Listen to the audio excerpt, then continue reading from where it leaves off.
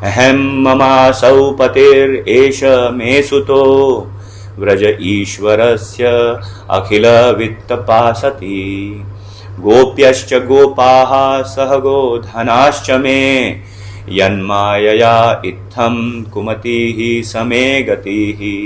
आज पुरुषोत्तम महीने का प्रथम दिवस है, तो आप सभी को पुरुषोत्तम महीने की अनेक अनेक शुभकामनाएं।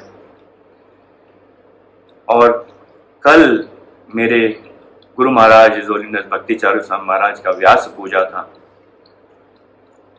3 दिन का महोत्सव जैसे वो मनाते थे गुरु महाराज, श्रील प्रभुपाद मेमोरियल डे करके। ये हमारे गुरु महाराज से ही हमने सीखा है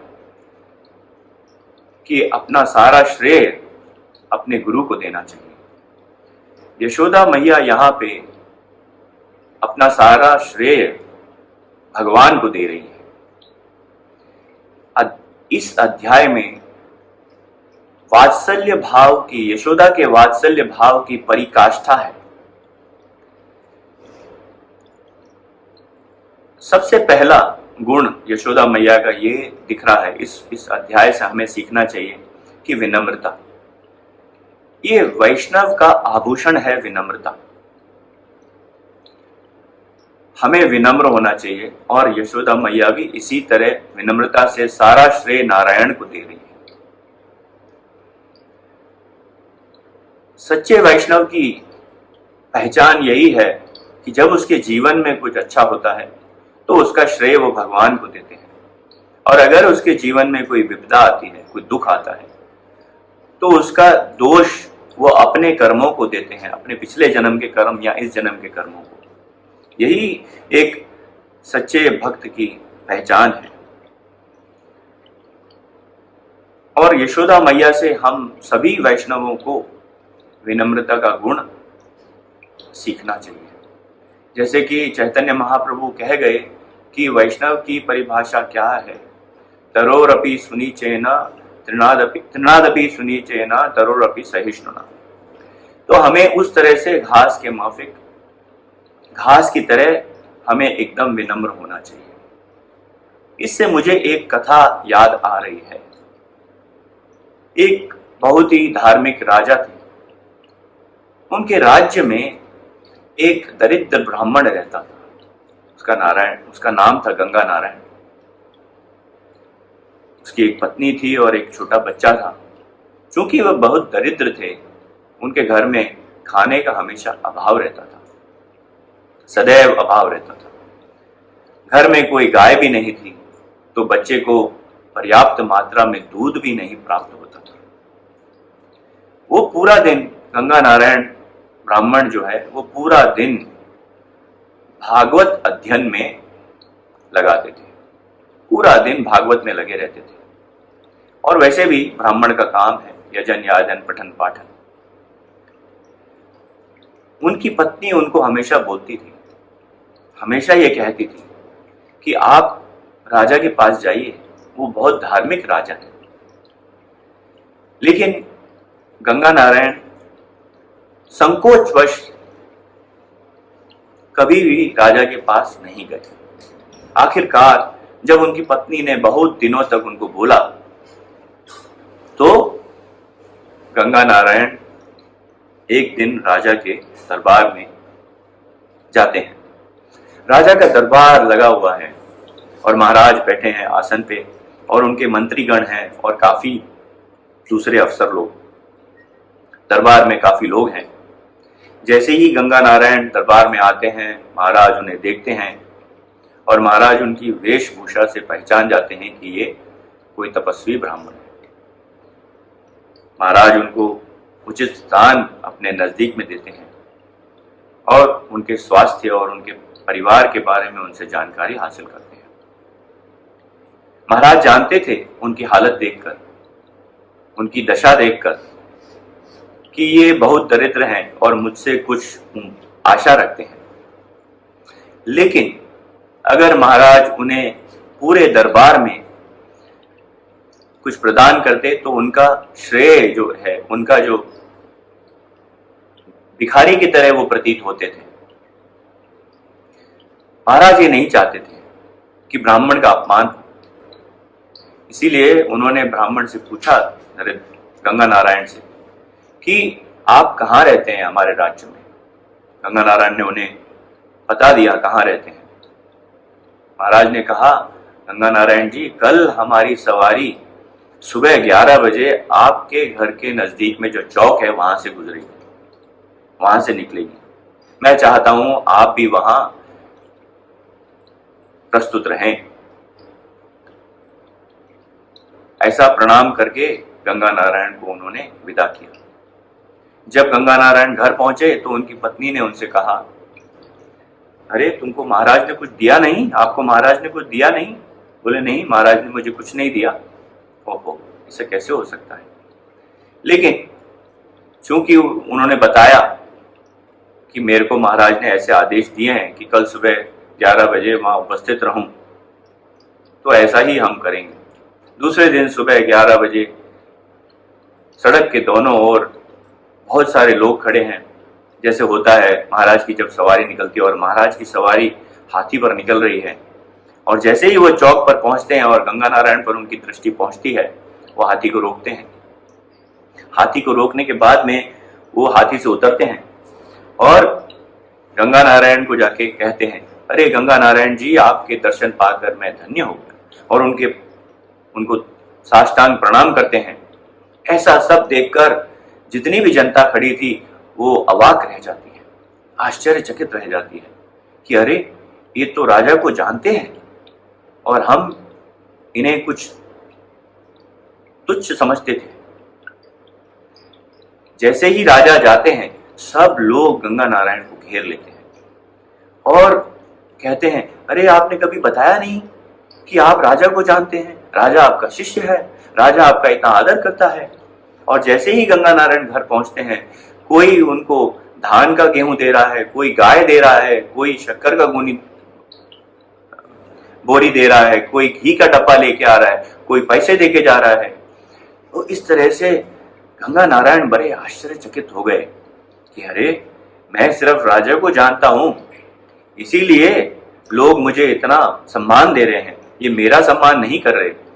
तो उनके मस्तिष्क में एक विचार आया कि अगर मैं राजा को जानता हूं तो मुझे इतना सम्मान मिल रहा है, अगर मैं राजाओं के राजा को जानूंगा, जो भगवान को, तो मेरा कितना सम्मान होगा। ये सब भगवान की कृपा है। तो हमें जो प्रसिद्धि प्राप्त होती है वो इसीलिए होती है क्योंकि हम भगवान के नाम के साथ जुड़े हैं। इसलिए हमें हमारा सारा प्रसिद्धि का श्रेय, सफलता का श्रेय भगवान को देना चाहिए। भगवत गीता में भगवान एक श्लोक कहते हैं अर्जुन को, 18वें अध्याय में 14वां श्लोक, 18:14, अधिष्ठानम तथा कर्ता कर्णम च पृथक विधम विविधाश्च पृथक चेष्टा दैवम चैवात्र पंचमम। अर्थात भगवान कहते हैं कि किसी भी कार्य को करने के लिए अर्जुन 5 चीजों की जरूरत होती है। अधिष्ठानम तथा कर्ता, पहला तो कर्ता होना चाहिए, करने वाला, डूअर। और दूसरा, अगर उसे मुझे कोई रेस्टोरेंट खोलना है या किसी को कोई काम खोलना है तो उसे होना चाहिए। और दूसरा अधिष्ठानम, उसे एक स्थान लेना पड़ेगा, जैसे हम दुबई में एक स्थान लीज करते हैं। कर्णम च पृथक विधम, तीसरी चीज, हमें उस रेस्टोरेंट को कामयाब करने के लिए बहुत सारी चीजें इकट्ठा करनी पड़ेगी, जैसे रसोई का सामान, कुक जो खाना बनाते हैं, जो सर्विंग करते हैं, वेटर, इस तरह से अच्छा डेकोरेशन करना पड़ेगा, अच्छा मेन्यू बनाना पड़ेगा। उसके बाद में चौथा चीज होता है विविधाश्च पृथक चेष्टा, लॉट ऑफ एंडेवर्स, हमें बहुत प्रयास करने पड़ेंगे उस कार्य को सफल करने के लिए। जैसे हमें एडवर्टाइजमेंट करना पड़ेगा, आजकल सोशल मीडिया पर एडवर्टाइजमेंट करना पड़ता है। जब भी कस्टमर आता है, जब भी ग्राहक आता है, तो उसे अच्छा खाना देना चाहिए, अच्छा सर्विस देना चाहिए। ये 4 चीजें हमारे किसी भी कार्य को सफल कर सकती हैं। लेकिन भगवान कहते हैं कि जो 5वां कार्य है, दैवम चैवात्र पंचमम, मेरी मर्सी, मेरी दया के बगैर कोई भी कार्य सफल नहीं हो सकता। हम चूंकि वैश्य हैं, बिजनेसमैन हैं, हम हमारे बाजार में भी ऐसा देखते हैं, कई दुकानें खुलती हैं और कई दुकानें बंद हो जाती हैं, और वही दुकान जो बंद हो जाती है, जो सफल नहीं है, वहां पे कोई और आके काम करता है तो वो सफल हो जाती है। ये क्यों है? क्योंकि उनके ऊपर भगवान की कृपा है। तो हमें हमारा सारे सफलताओं का श्रेय भगवान को देना चाहिए। इस अध्याय में हमें जो दूसरा गुण यशोदा का देखने को मिल रहा है वो है वात्सल्य प्रेम। ये लीला जो है भगवान की, कुमार लीला, ये गोकुल में हुई थी। इसके बाद में जो लीला आएगी वो वृंदावन में होगी। जो भगवान को यशोदा मैया बांधती हैं उखल से, इसको हम दामोदर कहते हैं, तो वो लीला अगले अध्याय में आएगी। और ये इसका काफी हमारे जो महान वैष्णव जीव गोस्वामी, सनातन गोस्वामी, इन्होंने इसका वर्णन किया है कि गोकुल के अंदर यशोदा मैया का जो वात्सल्य प्रेम है वो उसकी परिकाष्ठा है, और जो ऐश्वर्य और माधुर्य है वो छुपा हुआ है। और जब रास लीला होती है तब भगवान का माधुर्य प्रेम उजागर होता है और ऐश्वर्य लीला छुपी हुई होती है। ये इस तरह से हो गया जैसे अगर हम घी के अंदर कुछ सोने के सिक्के डाल दें और सर्दी में घी जम जाए तो हमें सोने के सिक्के दिखाई नहीं देते, लेकिन जब घी मेल्ट होता है तब वो सोने के सिक्के दिखाई देते हैं। तो ये घी और सोने के सिक्के जब जमा हुआ है सर्दी के अंदर, ये आचार्यों ने ये टीका की है कि इस तरह से वात्सल्य प्रेम उजागर है घी के माफिक, और ऐश्वर्य सोने के सिक्कों के माफिक दिखता नहीं है। भगवान के, यशोदा मैया के वात्सल्य प्रेम के लिए वो जो इन्होंने लीला देखी, भगवान के मुंह में पूरा ब्रह्मांड देखा, यशोदा मैया अलग अलग उसके कारण दे रही है कि ये मैं सपना देख रही हूँ, ये देवताओं की माया है। लेकिन आखिर में वो भगवान नारायण को श्रेय देती हैं, और वो भी वो अगले श्लोक में हम देखेंगे कि वो खारिज कर देती हैं। वो बोलती हैं नहीं, मुझे शायद कोई स्वप्न आया था और ये तो मेरा बालक है। तो वात्सल्य प्रेम वापस उजागर हो जाता है, योग माया वापस उन्हें जकड़ लेती है, पुनः उन्हें जकड़ लेती है और वात्सल्य प्रेम आ जाता है। ब्रजवासी के लिए और यशोदा मैया जो परम भक्त हैं उनके लिए भगवान उनके बालक हैं और उनसे उनका वात्सल्य प्रेम है। उन्हें ये नहीं पता कि ये भगवान है कि नहीं है, उनके लिए वो छोटा बालक है। और वात्सल्य प्रेम की परिकाष्ठा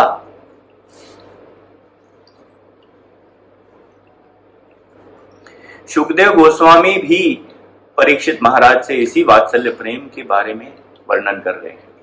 वो कह रहे हैं कि ऐसे कौन से पुण्य कर्म यशोदा और नंद महाराज ने किए थे कि वो उस वात्सल्य प्रेम के लिए, वो वात्सल्य प्रेम उनको प्राप्त हो रहा है जो बड़े बड़े देवताओं को प्राप्त नहीं होता। अगले अध्याय में जब दामोदर से, जब उखल से भगवान को बांधेगी यशोदा मैया, तो परीक्षित महाराज कहते हैं कि ये तो देवता, सुखदेव गोस्वामी कहते हैं ये तो देवता, ब्रह्मा, लक्ष्मी जी, लॉर्ड शिवा, ये भी नहीं बांध सकते हैं भगवान को, और यशोदा मैया इतनी सरलता से बांध लेती है।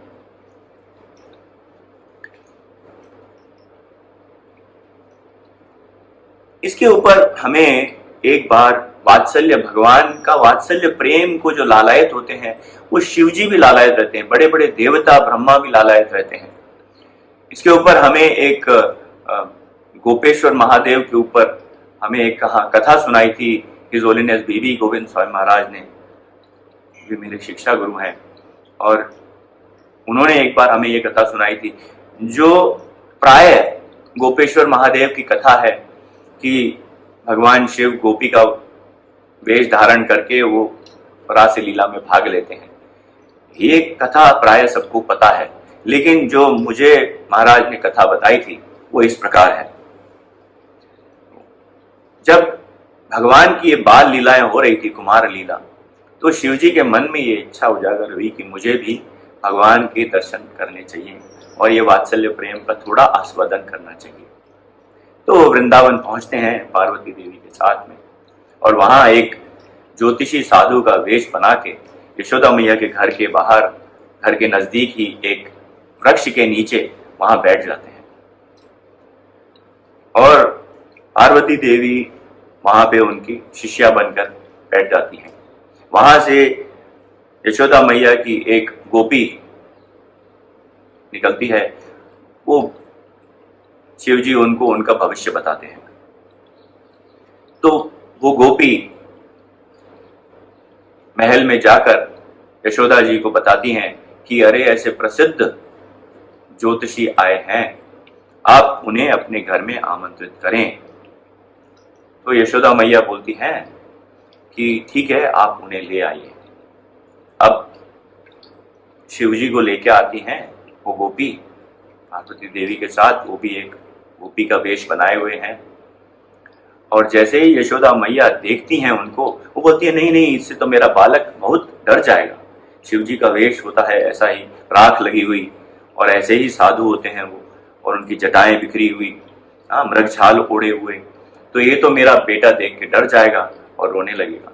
तो ऐसा करके बोलती है हमें कोई भविष्य नहीं पूछना और आप जाइए। तो शिव जी वापस जाके वहां वृक्ष के नीचे बैठते हैं। जैसे ही भगवान को पता चलता है कि मेरे परम वैष्णव परम भक्त को मेरा दर्शन नहीं प्राप्त हुआ और मुझे भी उसका दर्शन प्राप्त नहीं हुआ, जैसे कि गोप कुमार जब पहुंचता है बृहद भागवतम में जब गोप कुमार पहुंचता है फाइन अंत में भगवान के पास, तो भगवान उठ के उसकी तरफ दौड़े आ रहे हैं कि हे गोप कुमार, तुम कहाँ थे इतने जन्मों से? तुम्हें मेरी कुछ दशा का ख्याल नहीं आया, तुम्हें मेरी पीड़ा का कुछ ख्याल नहीं आया, तुम मुझे क्यों भूल गए? भगवान भी उतना ही भक्त को देखने के लिए लालायित रहते हैं जितना कि भक्त भगवान का दर्शन पाने के लिए लालायित रहते हैं। इस तरह से भगवान ने रोना शुरू किया और उनका रोना बिल्कुल बंद नहीं हो रहा था। पार्वती देवी ने एक सुंदर गोपी का वेश बनाया और यशोदा मैया के घर पहुंचती हैं और उनसे पूछती हैं, और काफी देर हो गई रोते हुए, काफी समय हो गया रोते हुए भगवान को, और यशोदा मैया बहुत चिंता में है। अनेक यत्न किए पर भगवान शांत नहीं हो रहे हैं। तो पार्वती देवी जो बहुत ही सुंदर गोपी का वेश बनाए हुए हैं, वो कहती हैं कि देखो, आज सुबह से कोई साधु महात्मा आया। यशोदा बोलती है हाँ, एक साधु आए थे, लेकिन मैंने उन्हें घर में नहीं बुलाया, दर्शन नहीं करने दिए। ओ, यही तो गलती हो गया, ऐसा कुछ नजर लग गया है आपके पुत्र को। हम वो साधु को लेके आएंगे और वो साधु आपके पुत्र का नजर उतार देंगे। ऐसा कहकर पार्वती देवी भगवान शिव को लेने जाती हैं और गोपी जब बन के पार्वती देवी शिव जी को लेकर आती हैं घर में, और जैसे ही भगवान शिव को देखते हैं तो उनका रोना बंद हो जाता है। और जैसे ही यशोदा मैया उनका दर्शन करा के वापस लेके जाती हैं तो पुनः भगवान रोना शुरू करते हैं। तो शिव जी उनको कहते हैं कि हे देवी, मुझे इन्हें बालक को मेरी गोद में दीजिए। और शिव जी जब उनको बालक को अपने गोद में लेते हैं तो उनका चरण अपने मस्तिष्क पर स्पर्श करते हैं, और जब उन्हें गोद में लेते हैं तो उन्हें उस असीम सुख की अनुभूति होती है जो वात्सल्य प्रेम यशोदा मैया का है। हम देख सकते हैं कि देवता भी इसके लिए लालायित रहते हैं। तो ये छोटी सी कथा मैं आपसे शेयर की थी।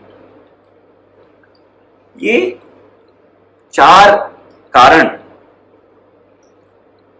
यशोदा मैया इस अध्याय में जब भगवान के मुख में देख रही हैं पूरा ब्रह्मांड, तो भगवान को कहती हैं कि आपने मिट्टी खाई। भगवान कहते हैं मैंने मिट्टी नहीं खाई, ये सब मेरी चुगली कर रहे हैं, ये सब मेरे खिलाफ मिल गए हैं। और जो मेरे भाई हैं बलराम, वो भी इनके साथ हो लिए हैं, और ये सब चाहते हैं, क्योंकि गोपियां का जब मक्खन भगवान चुराते थे और यशोदा को आके शिकायत करती थी, तो यशोदा उनके ऊपर कुछ भी विश्वास नहीं करती थी, क्योंकि वो हमेशा कहती थी कि मेरे घर में 9 लाख गायें हैं, मेरे घर में इतना दूध दही मक्खन है, मेरा पुत्र क्यों तुम्हारे घर में जाके तुम्हारा मक्खन खाएगा और चोरी करेगा, मेरा मक्खन इतना सर्वश्रेष्ठ है। तो गोपियों को भी जब पुनः भगवान कृष्ण उनके घर आते थे तो गोपियां उनको डांटती थी, लेकिन भगवान कृष्ण की मुस्कान देखकर गोपियां सब भूल जाती थी। तो गोपियों को भी चाहिए था कि यशोदा मैया भगवान कृष्ण को थोड़ा डांटें। तो इसीलिए उन्होंने जब देखा कि भगवान मिट्टी खा रहे हैं, तो उन्होंने जाकर यशोदा मैया से शिकायत की। तो भगवान तो कभी भी झूठ बोलते नहीं हैं, भगवान तो हमेशा सच बोलते हैं। माता बोलती है कि आपने मिट्टी खाई, भगवान बोलते हैं नहीं, मैंने मिट्टी नहीं खाई, मैंने तुम ब्रह्मांड खाया है। और जब यशोदा मैया भगवान का मुख खोलती हैं तो उन्हें पूरे ब्रह्मांड का दर्शन होता है। तब वो विस्मित हो जाती हैं, तब वो कहती हैं ओहो, ये तो मैं कोई बुरा सपना देख रही हूँ। फिर बोलती है नहीं नहीं, ये तो कोई देवताओं की माया के कारणवश ऐसा हो गया है। फिर शायद बोलती है कि मैं सम्मोहित हो गई हूं। फिर बोलती है कि ओहो, ये तो कोई मायावी लीला है। फिर अंत बोलती हैं ये नारायण की लीला है। और फिर एक एक करके चारों का खंडन करती हैं, और अंततः उनको वात्सल्य प्रेम फिर उनको जकड़ लेता है।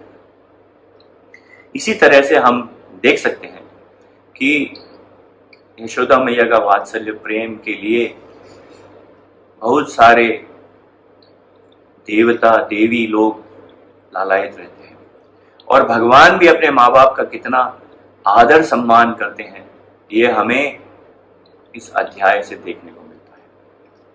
जब ही एक छोटी सी कथा है, जब नंद महाराज कहीं बाहर जा रहे थे, उनका चप्पल नहीं था, तो वो बोलते हैं अरे गोपाल, मेरा चप्पल लेके आइए। तो भगवान अपने सर के ऊपर अपना पिताजी का जूता रख के दौड़े दौड़े आ रहे हैं। तो आज के युग में हम देखते हैं कि बालक लोग अपने माँ बाप का कहाँ सम्मान करते हैं। तो हमें ये भागवतम से अगर हम शिक्षा लेंगे तो हमारे घर में हमेशा सदाचारी संतान रहेगी, और इसी तरह से हम भागवत से अच्छी शिक्षा हमारे संतानों को दे सकते हैं। श्रील प्रभुपाद कहते थे कि एक भागवत ग्रंथ है, उसमें सारी शिक्षाएं मौजूद हैं, geography, history, science, biology, moral science, everything, सब एक ही ग्रंथ में है, और किसी ग्रंथ में दूसरा कुछ नहीं है। और मैं ऐसे ही प्रार्थना करूंगा विनम्र स्वभाव से कि आप सब श्रील प्रभुपाद के इस कृष्ण भावनामृत आंदोलन में हमेशा प्रगति करें, हमेशा साथ दें, और हमेशा अपने गुरु महाराज और श्रील प्रभुपाद की सेवा करते रहें। हरे कृष्णा।